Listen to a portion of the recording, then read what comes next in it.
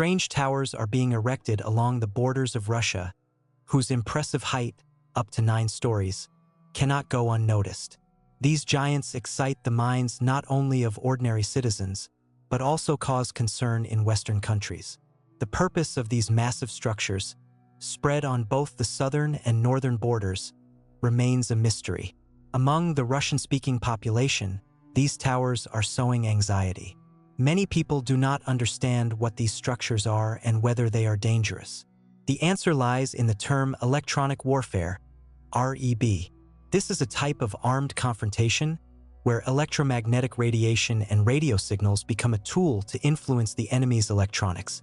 Unlike over-the-horizon radar stations, such as those that tower over Chernobyl and are used to detect intercontinental missiles, REB tasks are more down-to-earth. Specialists use REB to neutralize enemy equipment and weapons, conduct reconnaissance, create interference, suppress and destroy enemy communications and reconnaissance equipment, and protect their own systems from similar attacks. New defenders of Russia's borders. The erection of these massive towers marks a new stage in the development of REB in Russia. Their appearance is designed to strengthen the country's defense capabilities by increasing the level of protection against enemy electronic threats. Although details about the functionality and capabilities of these giants remain secret, their presence along the borders sends a clear signal. Russia is ready for any challenge in the field of electronic warfare. The country has always paid special attention to REP means, their development and improvement. It is no coincidence that even the US military admits that it is very difficult to counter Russian electronic warfare systems.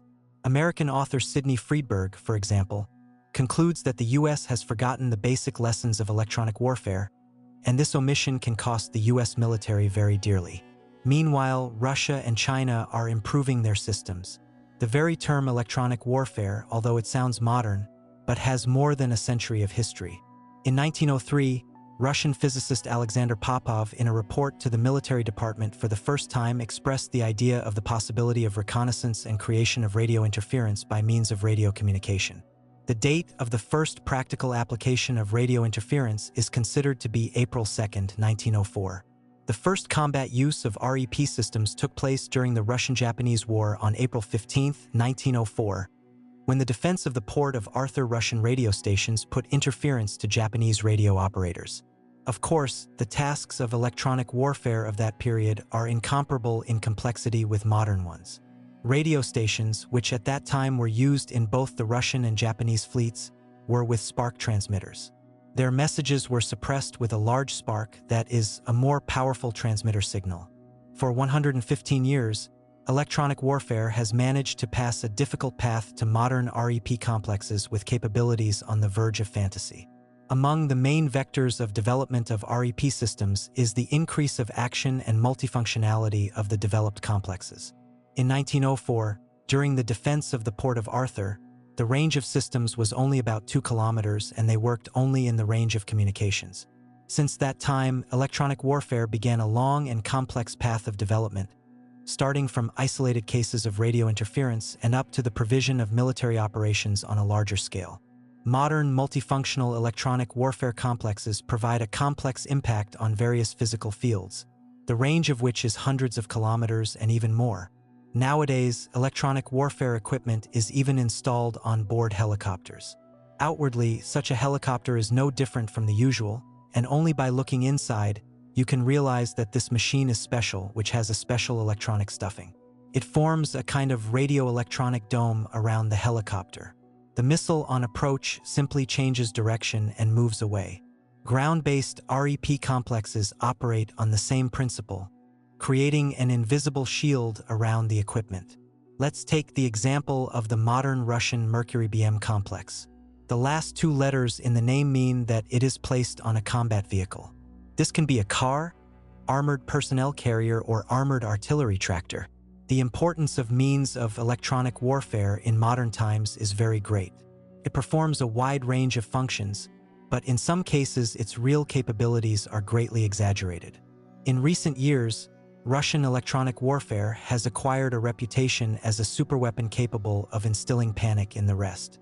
And the main role in this is played by the Murmansk BN coastal complex, whose towers stand along the sea coasts. This complex is designed for radio reconnaissance and interception of enemy electronic means. Today, it is one of the most powerful non-flying strategic weapons in the world. It includes antennas capable of intercepting and suppressing communication signals in the shortwave frequency range at a distance of up to 5,000 kilometers. Previously, such systems had a range of no more than 1,000 kilometers, so Murmansk-BN is a unique complex. The antennas of this complex are able to locate the enemy's radio communications equipment operating in the frequency range from 3 MHz to 30 MHz and disrupt their communication and control channels. In addition, the complex includes low-frequency antennas capable of suppressing the signals of various satellites. The Murmansk-BN towers are placed on 4-axle KAMAZ trucks, making the complex one of the most mobile in the world. Using automatic scanning of the airwaves, the complex detects radio sources and then applies directional radio waves to suppress them. This is done in a narrow band so as not to interfere with its own radio stations. The Murmansk-BN coastal complex is now in service with the Baltic, Black Sea, and Northern fleets. Therefore, the towers of this complex can be spotted on the coasts of different regions of Russia, from Kaliningrad to the Far East. Recently, even Norway has become concerned about the number of REP towers on the Kola Peninsula. The Kola Peninsula is located in the northwest of the European part of Russia, in the Murmansk region. If you look closely at the map, you can see that it is right next door to Finland and Norway. That's why the Norwegian Electronic Warfare Center is concerned about Russia's deployment of new electronic warfare equipment on the peninsula. And French intelligence reports an increase in the amount of interference in the Arctic affecting DSS operations. According to the Russian Defense Ministry, the entire Arctic is protected by a radio-electronic dome.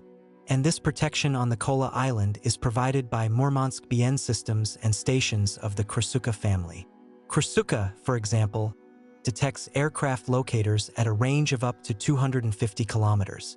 Once a target is detected, it is recognized, priorities are selected, and decisions are made to suppress it.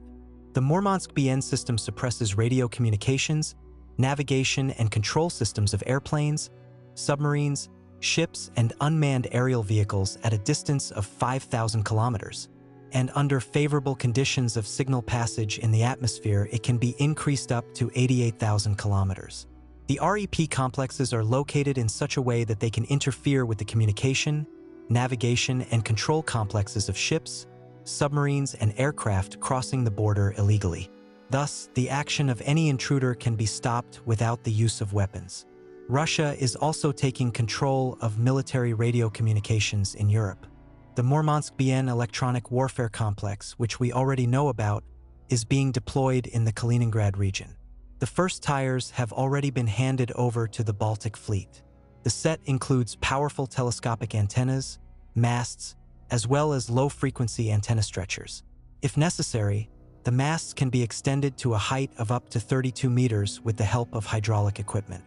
By the way, the algorithm of the complex is quite simple. Its equipment in automatic mode collects data on signal emitters in the KV band, classifies and immediately determines what and how much interference can suppress them. Thus, the main directions of REP are electronic suppression and electronic defense. Suppression implies disruption or reduction of the effectiveness of the enemy's electronic systems. For this purpose, electronic interference is used. Active interference is the creation of artificial radio signals that interfere with the enemy's radio-electronic systems. Passive interference is the reflection or absorption of enemy radio signals with the help of special devices. The use of decoys is the creation of false radio signals that simulate the operation of real objects, thereby misleading the enemy's systems. Traps are devices that are designed to receive and neutralize enemy radio signals. Radio-electronic defense is aimed at ensuring the stable operation of their own radio-electronic means at deliberate radio interference of the enemy. Various methods are used for this purpose. Frequency maneuvering is to change the operating frequency of a radio-electronic means to avoid the effects of interference. Frequency hopping is the rapid transition of a radio-electronic means from one operating frequency to another, making it difficult for the enemy to detect and direction finding. Encryption is the coding of information transmitted over a radio channel, making it inaccessible to the enemy. Radio cloaking is the use of special devices to reduce the level of radiation of a radioelectronic means, making it difficult for the enemy to detect it. That's all for now.